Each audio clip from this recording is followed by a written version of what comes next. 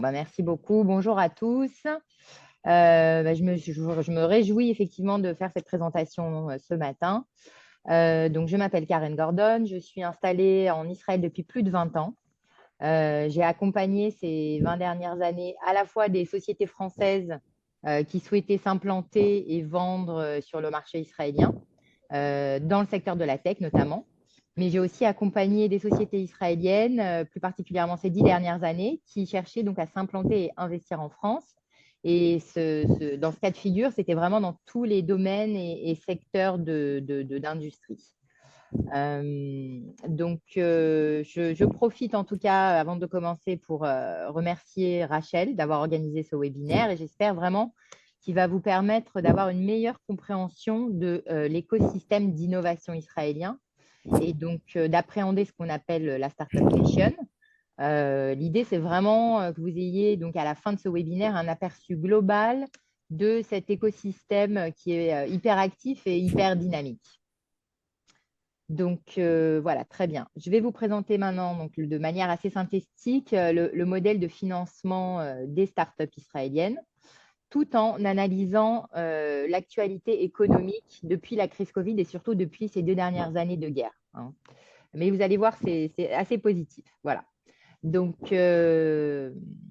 sur cette slide, ce qu'on voit et ce qu'on remarque vraiment, c'est que l'innovation, c'est un moteur majeur de la croissance de l'économie israélienne, mais aussi de la résilience. L'économie est fortement influencée et portée par l'innovation, donc qui va représenter 53% des exportations annuelles et donc qui génère 20% du PIB. Et ça correspond à peu près à 12% de la main-d'œuvre. Ce qu'on observe aussi, c'est que malgré la guerre, en 2024, les sociétés de tech israéliennes ont réussi à lever un montant global de plus de 12 milliards de dollars. Et ça, c'est 30% de hausse par rapport à l'année 2023. Okay, donc, c'est déjà un indicateur qui montre que l'innovation a continué de performer. Slide suivante, voilà. Donc, si on creuse un petit peu plus l'écosystème qui est vraiment performant et robuste, on va essayer de décliner un petit peu les piliers structurels de cet écosystème. Donc, premier pays au monde en nombre de startups par habitant, Israël héberge un écosystème de plus de 7000 startups. Okay, et donc, vont graviter autour de ces 7000 startups plusieurs piliers. D'une part, on voit qu'il y a plus de 1000 fonds d'investissement. On va y revenir. Je l'ai surligné en jaune parce que c'est donc un des piliers qui va vraiment avoir un rôle important dans le financement de l'écosystème d'innovation. Un autre pilier, c'est donc les incubateurs technologiques. Il y a à peu près 23 incubateurs technologiques en Israël.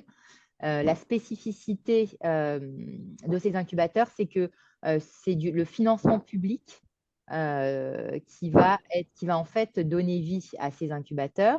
C'est 80% de financement public qui va donc être injecté dans ces incubateurs et dans les projets qui vont être incubés. Sans rentrer dans les détails, le programme des incubateurs a été créé il y a plus de 30 ans et il consiste à financer en fait une grande partie des projets innovants à des stades très en amont de leur développement. Et c'est en fait là où il y a vraiment un risque élevé. Et donc, c'est à ce stade-là où les investisseurs privés sont plus réticents à investir. Et donc, c'est surtout sur cette partie-là qu'on va voir plutôt donc, du financement public. Okay, un autre pilier structurel, c'est les accélérateurs et les programmes d'accélération. Il y en a plus de 125. L'avant-dernier, enfin un autre pilier donc, de cet écosystème, c'est les centres de R&D des multinationales. Donc, il y a plus de 400 multinationales présentes en Israël. Il y a des centres de R&D, des centres d'innovation.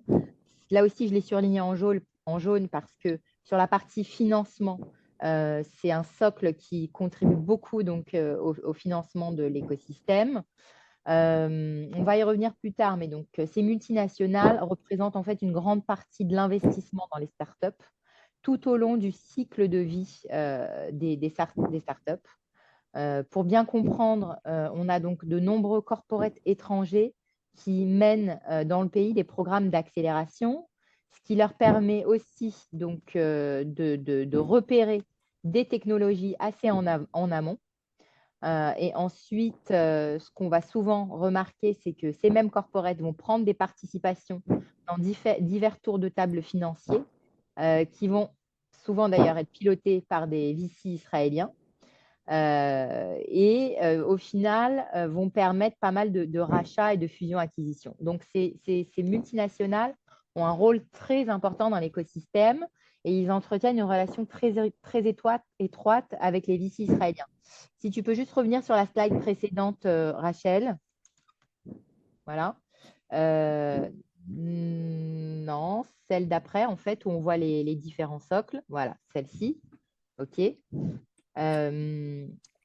Je vais après continuer à présenter effectivement les multinationales, mais c'est important aussi de comprendre que dans cet écosystème, on a aussi donc, les universités, une dizaine d'universités et d'institutions académiques qui jouent un rôle très important dans cet écosystème et 18 organismes de transfert de technologie, ce qu'on appelle les TTO, donc qui ont pour rôle de détecter les travaux de recherche menés dans les laboratoires universitaires et donc de valoriser vis-à-vis de l'industrie ces travaux de recherche et donc de les commercialiser. Ça aussi, c'est important parce que ça joue quand même un rôle assez important dans l'écosystème. Je pense que vous connaissez tous des universités comme l'Institut Weizmann, le Ternion et d'autres qui vont aussi avoir un rôle dans cet écosystème d'innovation. Donc, slide suivante, effectivement. On va rentrer un petit peu plus dans les détails des investissements étrangers en Israël. Okay. Donc, attirés par le talent et la culture d'innovation locale. On remarque donc parmi les multinationales présentes en Israël, des centres de R&D, alors là, je vous ai mis effectivement les logos des principaux. Donc, vous avez Intel, Cisco, Google, Salesforce, Microsoft, Apple, IBM, Amazon, j'en passe, et les meilleurs. Et comme je l'ai évoqué, ces multinationales ont un rôle vital dans cet écosystème. Et ce qu'on remarque surtout, que c'est vraiment beaucoup de multinationales américaines, même si on peut trouver donc, des groupes européens et asiatiques, c'est principalement donc, des sociétés américaines. L'investissement donc, privé et étranger est abondant. Près de 90% des capitaux qui sont investis dans les startups israéliennes proviennent donc de l'étranger et beaucoup donc des États-Unis, qui représentent une majorité des deals de fusion-acquisition. Je rajoute aussi un petit élément d'information, c'est qu'on trouve environ plus de 120 entreprises israéliennes qui sont cotées sur les marchés boursiers américains. Donc, c'est pas rien. Slide suivante, Rachel. Juste, oui, effectivement. Slide suivante, numéro 5. Donc là, ce qu'on va remarquer, c'est le montant record de l'activité de fusion-acquisition de la tech israélienne de cette dernière année, et donc en 2025 et en 2024. Et ça, c'est aussi un autre indicateur finalement que la tech israélienne est vraiment très, très résiliente à la guerre et elle a continué à performer. Donc, le premier semestre 2025 a frôlé un total de 36 milliards de dollars en rachat de sociétés, ce qui est quand même assez incroyable. Et la principale transaction qui a vraiment fait monter donc, de manière très visible ces chiffres, c'est l'acquisition de Wiz par Google, un rachat de 32 milliards de dollars. Donc ça, c'est quand même un record puisque c'est le double du précédent record en fusion-acquisition qui était, pour ceux qui s'en souviennent, le rachat de Mobileye en 2017, qui était déjà à l'époque un montant vraiment incroyable de plus de 15 milliards de dollars. Mobileye qui était racheté par Intel. Donc, juste pour revenir un petit peu sur les secteurs d'activité, Wiz, c'est la sécurité des clouds. Ok, donc, et Mobileye, à l'époque, c'était donc la vision intelligente dans le domaine de la mobilité. Je pense que plusieurs d'entre vous utilisent la technologie aujourd'hui dans leur quotidien. Ok. Mais ce n'est pas tout, puisque 2024 aussi a été vraiment très intéressant en fusion-acquisition, avec une valeur totale de 17 milliards de dollars répartis en 117 transactions. Et c'est vraiment la cybersécurité qui s'est démarquée de loin par rapport aux autres secteurs. Je vous ai mis là un tableau qui reprend donc, les transactions les plus intéressantes.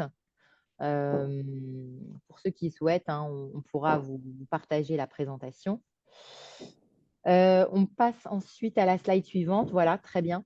Donc là, on va regarder un petit peu plus dans le détail les principaux fonds d'investissement qui sont actifs en Israël. Donc, si on regarde dans la pyramide un peu de l'écosystème d'innovation, les fonds d'investissement jouent un rôle stratégique et indispensable dans l'écosystème.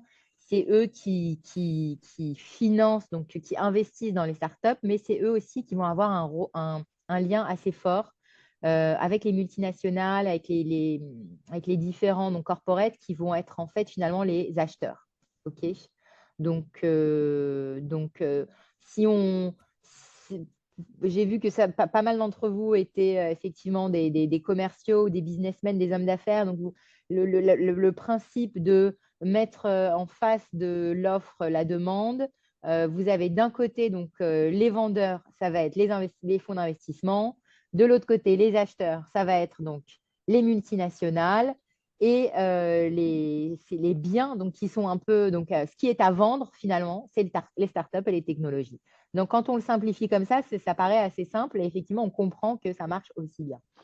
Donc, ces fonds d'investissement, je vous ai mis sur ce tableau les fonds les plus actifs en 2024, avec pour chacun, vous voyez en dessous le total des actifs sous gestion.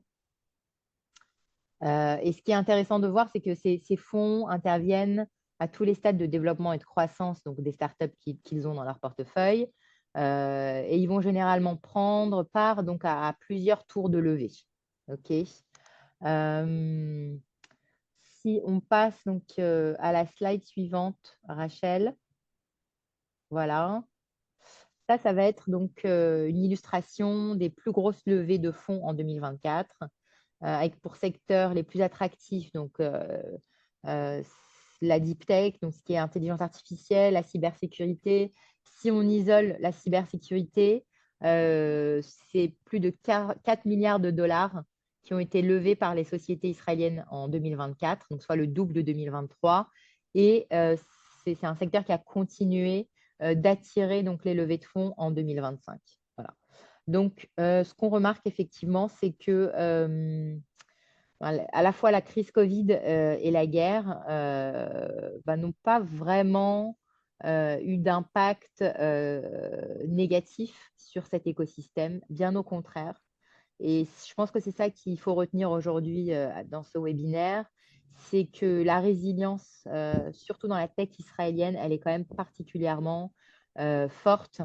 Et donc, si on essaye de décortiquer les ingrédients de cette recette du succès de la tech israélienne, Rachel, slide suivante, ce que vont venir finalement chercher à la fois les investisseurs étrangers et ce qui est toujours un petit peu ce qui est assez unique dans la culture de l'innovation, c'est donc une ADN très particulière donc qui va provenir de plusieurs facteurs. Donc, Israël, c'est vraiment un pays qui va innover par nécessité. Hein. On sait tous que dû donc à l'environnement géopolitique assez compliqué, un voisinage challenging et donc l'absence de ressources naturelles, on voit que donc, il y a des technologies qui sont nées dans un cadre militaire qui ont très vite été adaptées à des applications civiles, mais aussi la nécessité d'apporter donc des solutions ingénieuses face à un manque de ressources naturelles. Un autre facteur, c'est aussi donc, la culture entrepreneuriale. Cet esprit créatif et audacieux qu'ont les entrepreneurs israéliens, de toujours adopter une pensée un peu out of the box. Hein, ça, c'est quelque chose qui revient régulièrement dans les caractéristiques donc, des entrepreneurs israéliens, c'est qu'ils réfléchissent vraiment hors des sentiers battus pour toujours essayer de résoudre les défis les plus complexes. Ce qui est aussi très marquant donc, dans cet esprit, c'est la tolérance de l'échec. L'échec est vraiment valorisé comme une étape d'apprentissage. Donc, c'est un peu différent de ce qu'on peut voir en Europe et en France. Donc, c'est plutôt perçu comme quelque chose de positif. Un autre point aussi, c'est donc cet esprit toujours de collaboration et interdisciplinaire. Donc, il va y avoir vraiment une collaboration entre les différents univers, à la fois militaires, à la fois universitaires. Le secteur public et privé savent travailler ensemble, toujours pour accélérer l'innovation et donc trouver des solutions. Et ça permet aussi donc de réduire les cycles de décision et c'est quelque chose qu'on retrouve régulièrement. Et enfin, donc, on a parlé de la résilience, on a vu les chiffres parlent d'eux-mêmes. Et je pense effectivement, et je pense que vous le savez aussi, le dernier point, l'ALIA. Donc, c'est vraiment aussi un facteur qui vient donc, se rajouter donc, dans toute cette recette à succès. L'ALIA, parce que c'est la matière grise qui se renouvelle constamment. Vous avez effectivement l'ALIA russe au début des années 90 qui était beaucoup composée de chercheurs et de scientifiques, et notamment le programme des incubateurs a été créé en partie pour pouvoir intégrer cette communauté de scientifiques qui est arrivée dans les années 90. Et aujourd'hui, on voit une ALIA qui est beaucoup plus importante de pays européens et aussi nord-américains. Donc, avec justement cette connaissance plus du marché du business, du monde des affaires, de l'immobilier. C'est vraiment une alia qui est aussi dans le domaine de la médecine. Donc, tout ça, effectivement, fait que c'est beaucoup d'éléments prometteurs, en fait, pour continuer à faire de cet écosystème un écosystème qui va continuer à grandir et à se développer euh, dans les années à venir. Voilà, donc c'est très positif. Ça, c'est parce que je suis une personne très positive. Et donc, dernière slide pour vous présenter un petit peu qui je suis et ce que j'ai fait dans mon parcours ces dernières années pour ceux qui ne me connaissent pas. Donc, comme je le disais en début de webinaire, j'ai plus de 20 ans d'expérience à accompagner donc, des entreprises à la fois technologiques, des fonds d'investissement, mais aussi des sociétés un petit peu plus traditionnelles dans leur stratégie de croissance et de financement et de partenariat à l'international. Donc, plus de 20 ans de carrière au sein de Business France en Israël, qui était donc qui est le département commercial de l'ambassade de France en Israël. Et donc, depuis quelques mois, donc, je suis indépendante. Et donc voilà, je ne sais pas si vous avez des questions, mais je suis là pour y répondre. J'espère que je n'ai pas été trop longue et que ça vous a intéressé. Je ne suis pas rentrée trop dans le détail. Voilà, c'est pour ne pas vous endormir non plus en ce lundi matin.